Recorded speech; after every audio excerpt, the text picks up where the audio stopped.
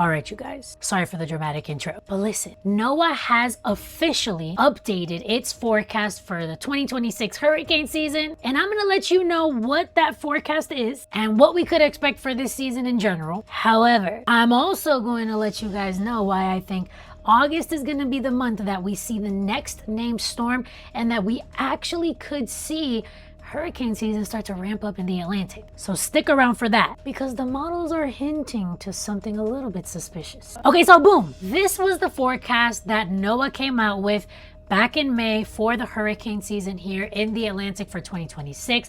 And they were going with a 55% chance that this season is going to be below normal, 35% chance that it's near normal, 10% chance that it's above normal. They were forecasting 8 to 14 named storms, 3 to 6 hurricanes, and 1 to 3 major hurricanes. Now they said, forget all of that, because they dropped the remix to the remix of the 2026 Atlantic hurricane season forecast, and now they're going with a 75% chance that this season is going to be below normal. Low-key, that's great news for us. A 20% chance that it's going to be near normal, and a 5% chance that it's going to be above normal. So basically, NOAA is saying El Nino is El Ninoing, and we're barely going to see any activity in the Atlantic basin this year. And they dropped these numbers like it's hot. They're going with now 7 to 13 named storms, 2 to 6 hurricanes, and 0 to 2 major hurricanes. So of course, that is good news for us here along the coast in the US. However, you guys, we're nearing the peak of hurricane season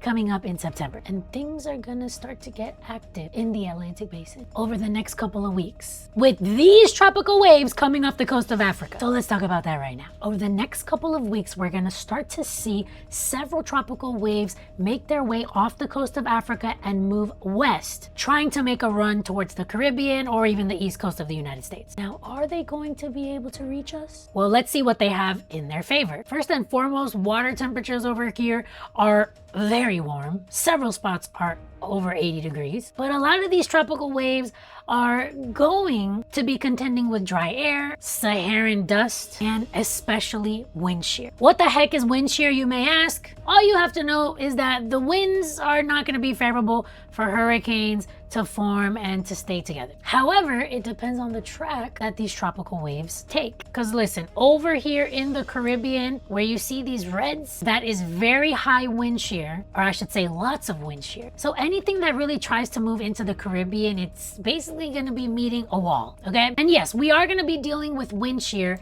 in portions of the Atlantic here. You could see that in the red. But let's say if some of these tropical waves tend to stay a bit towards the south of the strongest wind shear, maybe they could survive for a little bit longer and actually make a run towards the Caribbean or the United States. Now, I'm gonna show you a couple of models here, but we're gonna take this with a grain of salt. Matter of fact, take that piece of salt, cut it in half, and then cut that half in half, okay? Because we know if we're looking at deterministic models, aka a model that only shows one outcome, and we're looking at that model several days or even weeks in advance, whatever that model is showing is not exactly what's going to happen. But we do need to pay attention to the patterns of each of the models. Here's the GFS, for example, and it's showing that by Thursday, August 13th, we could potentially have 2 little tropical cyclones, maybe a tropical depression, maybe a tropical storm over here in the Atlantic. One of them runs into the Lesser Antilles here in the Caribbean and completely falls apart with that wall of wind shear that I mentioned. The other one takes a different track and holds together a little bit longer, but then eventually falls apart. But of course, at that point, we're talking about August 18th, which is a gazillion days from now. So like I said, we're not paying attention to specifics right now.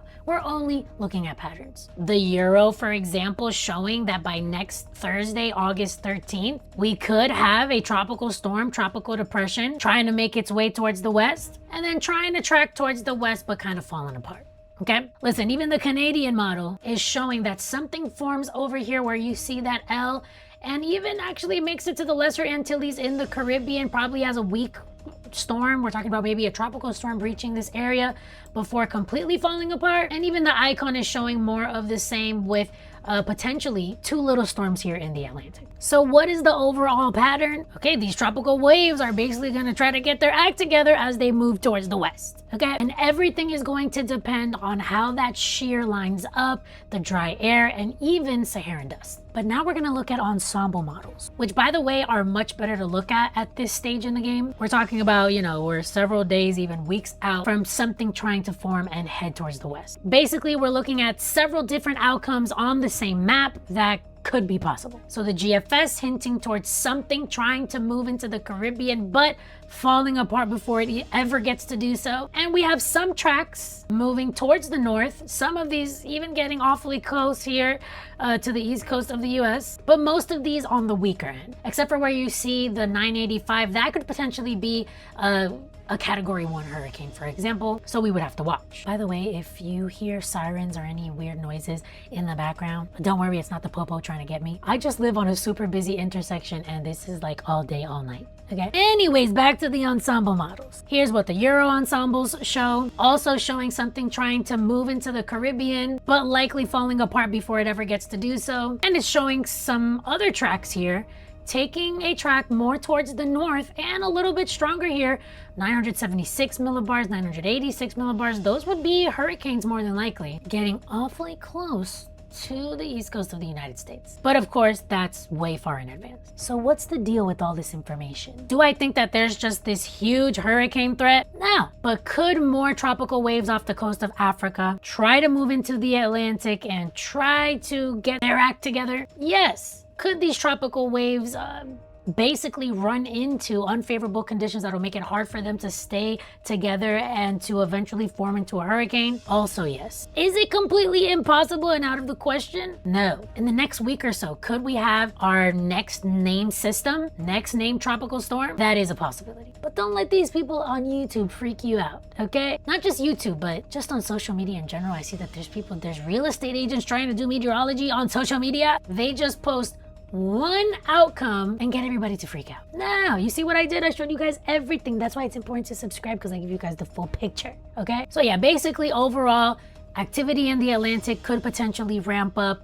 That activity may or may not form into the next named system. It's probably going to have a hard time staying together or even getting stronger. However, it's something that we have to watch, because is it completely out of the question that something tries to get close to the Caribbean or the United States in the next couple of weeks? No, that's not completely out of the question. I think that if it tries to get into the Caribbean, very high chance that it's just going to fall apart, maybe get to the Lesser Antilles and then kind of just fall apart. But if anything tracks a little bit more towards the north, for example, up into here, instead of directly into the Caribbean, could it have maybe a better chance? Yeah, I think so. And in that case, us over here on the east coast of the US would have to watch this carefully. Hurricane season peak is on September 10th, you guys. So historically, we always see things start to ramp up in the month of August, in the Atlantic basin, of course. So we will watch this very closely. And listen, just in case we do have our next name system pretty soon here,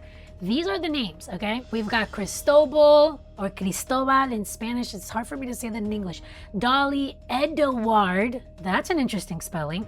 Faye, Gonzalo, Hannah, Isaias, Josephine, Kyle, Leah, Marco, Nana, Omar, Paulette, Renee, Sally, Teddy, Vicky, and Wilfred. I wonder why Jessica is never on this list. That's neither here nor there. But is your name on the list? That is, you know, that would be kind of cool if your name is on the list. So let me know in the comments. But yeah, just to recap, NOAA is basically saying we're gonna have a really slow hurricane season, okay? Could things start to ramp up, because historically it always ramps up around this time period? Sure, we just have to watch it very closely. And if you would like to watch it with me, which obviously you can tell I'm a different kind of meteorologist, I'm not like all the other meteorologists, okay? We like to have fun over here, okay? I don't work on the news anymore, so I can be myself 100%. So if you like to have fun and you want to be live with me the next time that, let's say, a hurricane comes up, or a severe weather outbreak comes up, or anything really, please make sure that you go ahead and subscribe, because I will love you forever.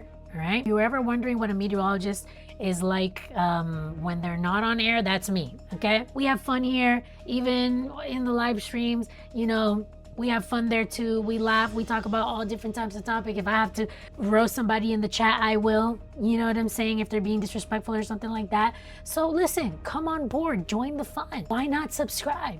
Okay? Anyways, thank you guys for subscribing, liking, commenting, and I will see you guys in the next live stream or the next video.